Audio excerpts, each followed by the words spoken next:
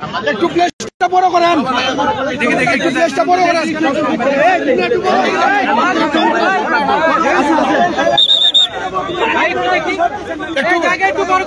একটু সামনে সামনে বড় করেন, জায়গাটা একটু বড় করেন ভাই। ভাই ইকু ভাই, ইকু ভাই, ইকু ভাই মুন্ডা, এই সুজন ভাই, সুজন ভাই ছবি। আরে বাবার গুলো ভাই হইল বাবা,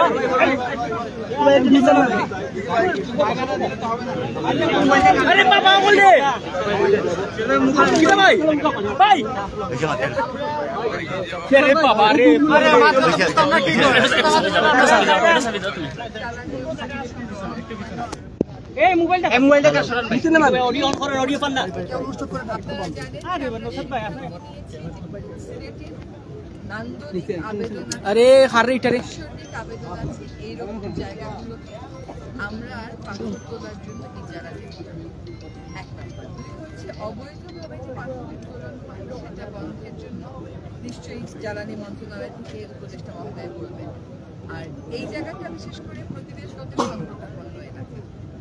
আমরা কথা বলেছি ট্যুরিজম মিনিস্ট্রির সাথে, এইটাতে ইকো ফ্রেন্ডলি ট্যুরিজম তারা কিভাবে করতে পারে, যাতে করে পাথর যারা উত্তোলন করে তাদের একটা বিকল্প কর্মসংস্থান হয়। ফলে আমরা আজকে দেখে গেলাম, হয়তো আমরা আবার আসবো, এইটাকে নিয়ে একটা মহাপরিকল্পনা করে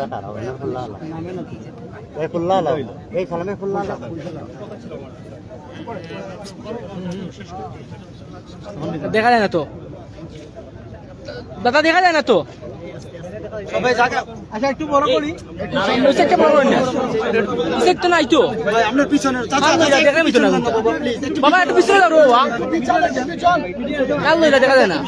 এদিকটা একটু চলবেন সুমদা পুরো ফালাই দিও, ফালাই দিও,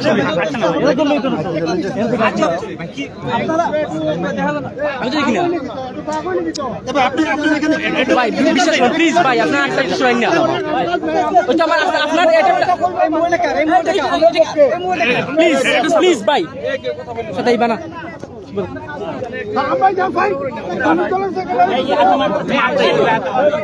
সুমদা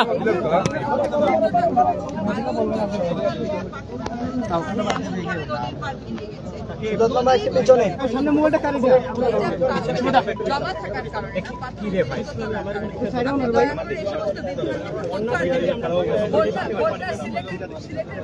সারা জীবনই পড়ে। আপনি কোন দিন সিলেটে বন্যা ছাড়া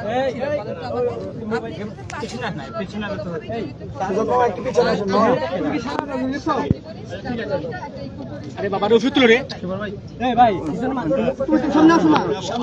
বড় হতে হবে ভাই, এই দেখা যায় না, কিছু দেখা যাচ্ছে না, কিছু দেখা যাচ্ছে না, আরে বাইরে আমার উপরে মামা এগুলা তুমি মোবাইলটা আপনি একটু বলে দিন। তুমি বই যাও তো আপনার, তুমি বই যাও না কেন ইব্রাহিম বই যাও সামনে কিছু বই না, সুজাত মামা একটু পিছনে, ওই আপনার সামনে মোল্লা কে এটার একটু পিছনে, এই মোল্লা ভাই সুজাত মামা আপনার সামনে পিছনে একটু লাইভে ঢুকছে ক্যামেরাটা হলো ভাই, সুজাত ভাই ভাই শুভদা শুভদা ফ্রন্ট না আমরা তখন এই ইনফ্রাস্ট্রাকচার ভালো ছিল না, মুড়ির টিন বাসে করে আসতাম আমরা, প্রাইভেটটা আমাদের ট্রান্সপোর্ট ছিল, কিন্তু এসে এখানে আসলে নামলেই আমরা একটা ইয়েতে পেতাম, একটা নৈসর্গিক দৃশ্য টিশ্য এগুলো দেখে থেকে আমরা খুব এই জায়গাটাকে ধ্বংস করে দিচ্ছি। সেই যে এবং এই যে আমরা প্রথম কথা হচ্ছে যে আপাতত আমরা এখান থেকে কোনো পাথর উত্তোলন। দ্বিতীয়ত যেটা সেটা হচ্ছে যে এখানে যে এই যে প্রাসাদগুলো আছে এগুলো এখানে সরকার, এখানে একটা যুক্তি হচ্ছে, আমি জিজ্ঞেস করলাম যে ইয়েকে ডিস্ট্রিক্টে এবং ডিভিশনাল কমিশনারকে, আমরা যে পাথর উত্তোলন হচ্ছে না, কিন্তু এই পাথরগুলো তো এগুলো বললো যে ইম্পোর্ট হয়ে আসছে, তো ইম্পোর্ট যদি হয় তো সেটা ইম্পোর্টের রাস্তায় থাকবে, এখানে কেন থাকবে? তো এই জন্য আমরা এগুলোর বিদ্যুৎ বিচ্ছিন্ন করে দেবো এবং এগুলোকে যেটা বললাম যে এখান থেকে সরানোর জন্য ডিভিশনাল কমিশনারকেও বলা হয়েছে এবং এই যে জেলা প্রশাসনকেও এবং পুলিশ এবং বিডিএস সবাইকে আমরা সমন্বিতভাবে এখন যেটা গুরুত্বপূর্ণ প্রশ্ন, দুটো প্রশ্ন। একটা প্রশ্ন এই পাথরের উত্তোলনের সঙ্গে তো শ্রমিক আছে, অনেক শ্রমিক আছে, তাদের এর থেকে এখন যে পরিমাণ লোকের কাজ হয় এই পাথর সংক্রান্ত ব্যাপারে, তার থেকে 2 গুণ 2 গুণ 3 গুণ এমপ্লয়মেন্ট জেনারেট হবে যদি আমরা এটাকে একটা পর্যটন এলাকাতে, এই যে আপা বলছেন যে ভিয়েতনামে হালং বে বলে এরকম একটা সুন্দর জায়গা, এরকম জায়গা, ওখানে শুধু ওখানকার লোক না, বিদেশ থেকে লোক, বাংলাদেশ থেকে লোক, হাজার হাজার লক্ষ লক্ষ লোক যায়। সিলেটের যে পটেনশিয়াল আছে, এই যে রাতারপুর বলেন কিংবা বিছানাকান্দি বলেন কিংবা এইসব জায়গায়, এগুলো ডেভেলপমেন্ট করলে ওই সিলেটের যে লন্ডন থেকে যে টাকা আসে তার থেকে বেশি টাকা এখানে উপার্জন করা সম্ভব। কিন্তু আমাদেরকে বুঝতে হবে যে কোনটা আমরা কোন দিকে যাব।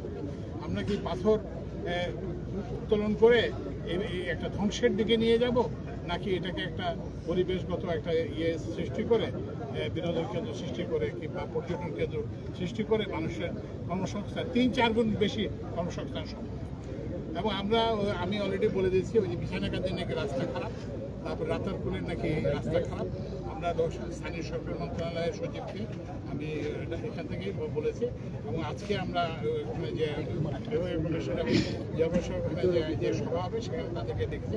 তো এই জন্য এখানে এটাকে পর্যটন, এবং ওই আপনার যেটা বললেন সেটা হচ্ছে যে আমাদের যে পর্যটন মন্ত্রী যিনি, পর্যটন উপদেষ্টা যিনি শেখ বশিরউদ্দিন আপা এবং আমরা আবার আসবো, এসে আমরা এই যে প্রথম কথা হচ্ছে এই ইয়েটাকে সরাতে হবে, এবং এটাকে একটা এই সিলেটের সমস্ত পর্যটন কেন্দ্রগুলোকে নিয়ে একটা সামগ্রিকভাবে কীভাবে একটা উন্নয়ন পরিকল্পনা করা যায় সেটা জন্য। না, লুটপাট তো বন্ধ হয়ে যায়।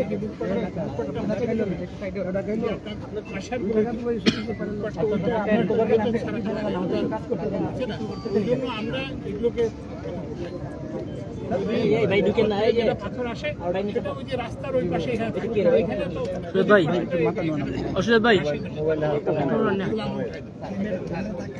আর আমরা এই ব্যাপারে কিন্তু আপনাদের স্থানীয় সহযোগিতা, এখানে আমি জানি যে বিভিন্ন কথা বলবেন যে আমাদের এই শর্ত ওই শর্ত আছে, কিন্তু আপনাদের বৃহত্তর শর্ত কিন্তু ওখানে নিয়ে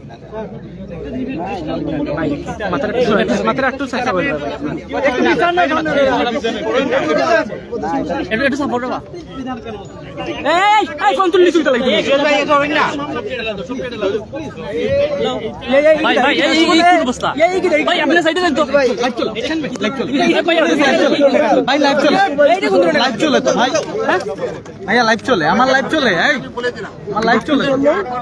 দেখি আমরা প্রশ্ন আছে, দেখি তুমি হরণ সরণ।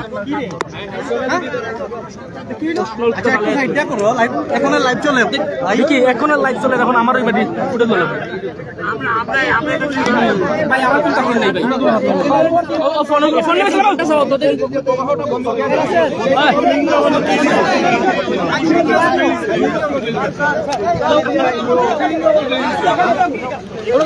না, আমরা বৃহত্তর জনতার গ্যাস নাই, এটা প্রশ্ন করে না।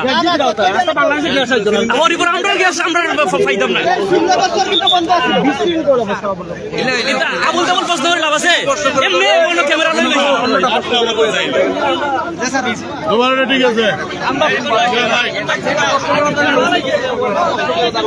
এটা কি জাত প্রশ্ন হইল?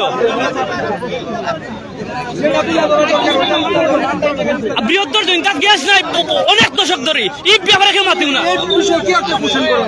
না না, এই নকিটা লাগে এলাম ওইটা করে না, কুশন যেটা প্রয়োজন ওইটা করে। আপনারা প্রশ্ন করা লাগে না দর্শক, আপনারা দেখলেন তো সিলেটের অনেক সাংবাদিকরা, আমাদের স্থানীয় যারা সাংবাদিক ছিলাম,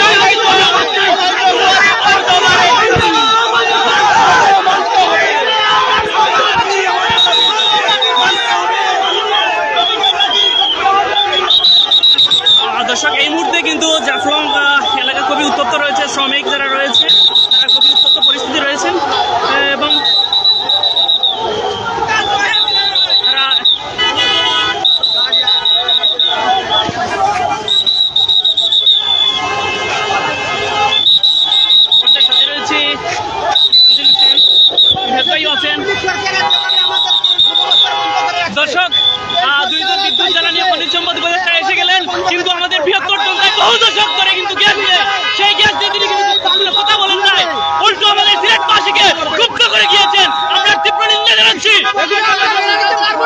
অবিলম্বে আমাদের গ্যাস দিতে হবে, নইলে আমাদের এই যে বক্তব্য, এই বক্তব্যের গুপ্ত পরীক্ষা সিলেটবাসীকে বিস্ফোরণ ঘটবে।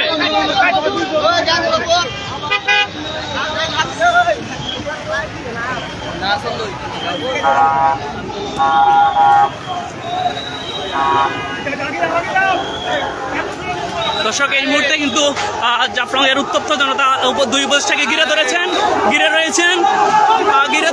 তারা এই মুহূর্তে তাদের যে দাবি, সেই দাবি আদায়ের লক্ষ্যে তারা এই মুহূর্তে জাফলংয়ের দুই উপদেষ্টাকে কিন্তু ঘিরে রেখেছেন। তারা পথ